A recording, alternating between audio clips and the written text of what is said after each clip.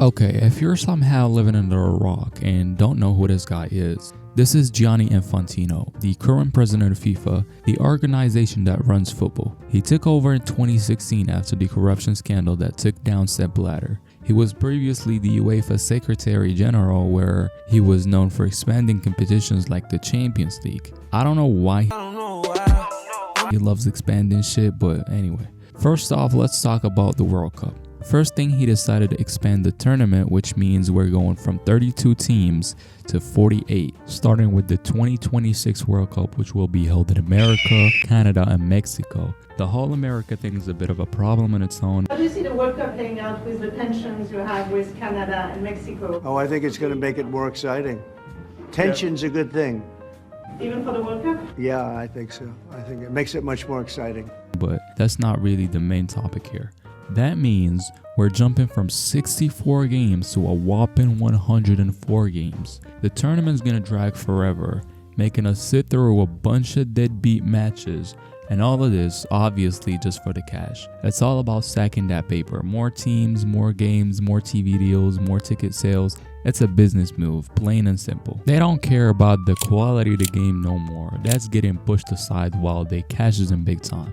What's crazy is they even had the audacity to suggest making it happen every 2 years. Like, come on now.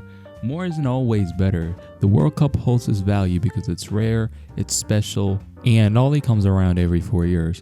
Part of what makes it so epic is the wait, the tradition, and the hype that builds up in between. Plus, a lot of the players only get the chance to play in it maybe 4 times in their whole entire career, which makes it so special for them, not like playing the league or Champions League that happens every year. And if that wasn't wild enough, they even floated the idea of expanding it again, this time to 64 teams. Like, at that point, just let everyone in and call it a day. It's not about competition anymore, just stuffing the tournament with as many teams as possible to rake in more cash. On top of that, he went and added something called the halftime show to the final of the 2026 World Cup.